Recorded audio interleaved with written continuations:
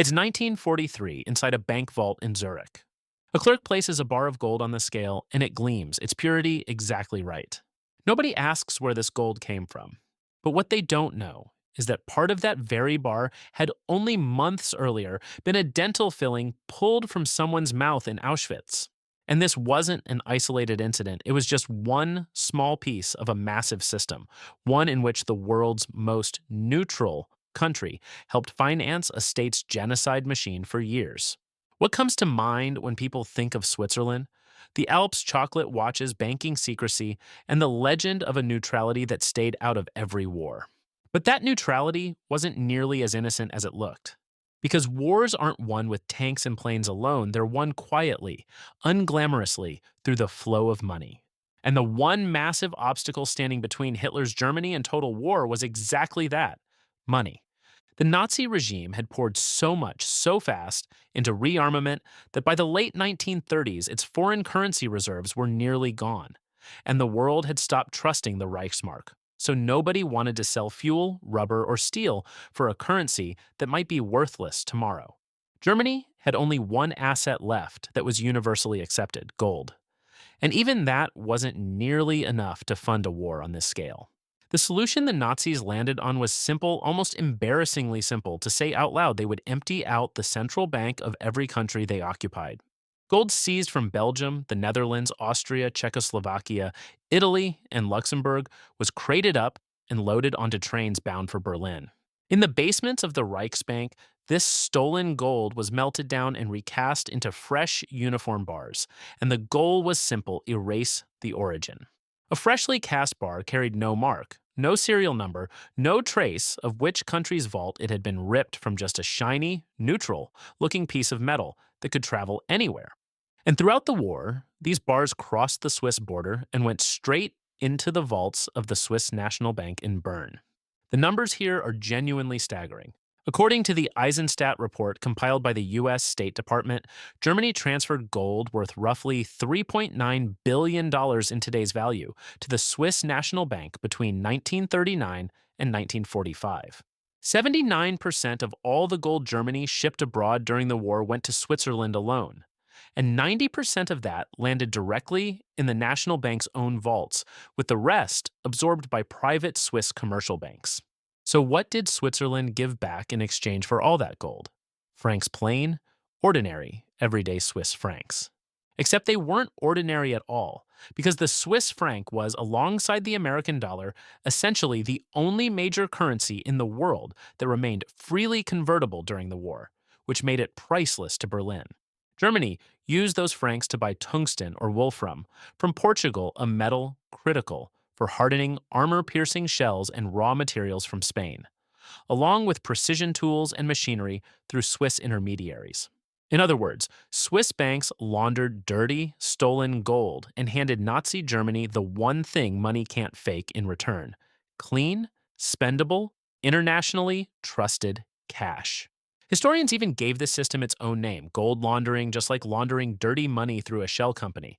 Except this time what got cleaned wasn't cash, it was real, physical gold. And the Swiss National Bank wasn't the only institution playing this game. The Bank for International Settlements, headquartered in Basel and meant to be the most neutral financial body on the planet, received 3.7 tons of Nazi gold directly from the Reichsbank during the war. Post-war investigators digging through captured German records traced that gold back to the looted vaults of Belgium and the Netherlands. The BIS returned it in 1948, only after Allied pressure forced the issue. So this wasn't the work of one rogue Swiss bank, it was an entire financial ecosystem, built on the idea of staying above politics, that quietly kept Nazi Germany's economy breathing until the war's final months. Now let's get to the darkest corner of this story, because not all of that gold came from central bank vaults. Some of it was far more personal.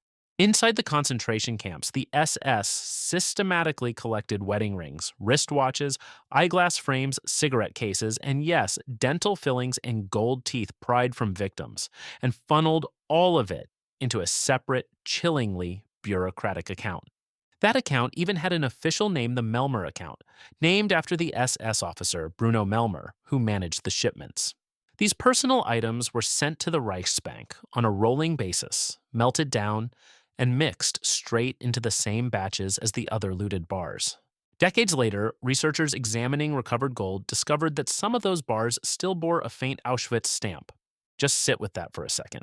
An object a person carried on their body right up until their final moments was, within a matter of weeks, sitting in a Swiss vault as just another line item, just another ordinary financial asset.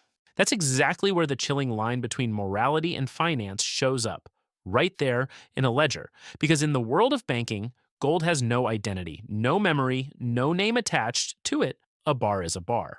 But we now know, with documented certainty, that some of those bars were the bitterest, most literal remains of human lives. The war ended, the world moved on, the newsreels turned to other stories, but this particular story refused to stay buried. For decades, Swiss banks kept this past locked away behind thick vault doors and even thicker secrecy laws. Post-war Allied commissions managed to recover only a small fraction of the looted gold, around 15%, and returned it to the countries it had been stolen from, while the rest simply disappeared into the Swiss financial system and stayed there. Then came 1997. In Zurich, at a branch of UBS, there was a young night security guard named Christoph Meili. One evening, during a routine round, he spotted thick, dusty ledgers sitting in the shredding room, waiting to be destroyed wartime property records and account documents that were, under Swiss law, legally protected from destruction. Meili, without even fully grasping what he'd stumbled onto, instinctively took a few of the files home and handed them over to a local Jewish community organization.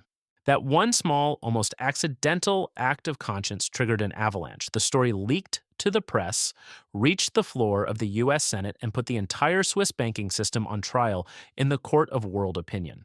Meili lost his job over it, received death threats against himself and his family, and eventually had to seek asylum in the United States. The conscience of one exhausted, underpaid night guard did what 50 years of diplomatic pressure hadn't it dragged a buried past into the light. Under that mounting global pressure, in 1998, the major Swiss banks finally agreed to a $1.25 billion settlement with Holocaust survivors and their families. An independent panel of historians, known as the Bergier Commission, was formed.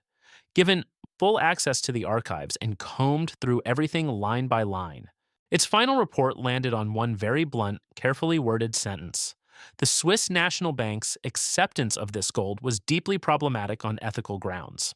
And that's exactly where the real question of this video comes in. Was Switzerland's neutrality actually neutral, or was it a quiet, profitable form of complicity? A country can technically stay out of a war by refusing to send a single soldier across its border.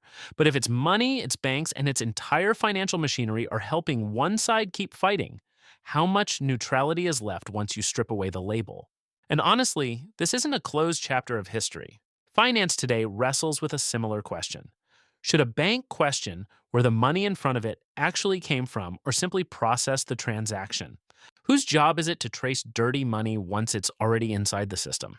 Switzerland's choices during the war show us something thought-provoking about how institutions behave under pressure systems, stay silent for exactly as long as nobody in the room decides to ask.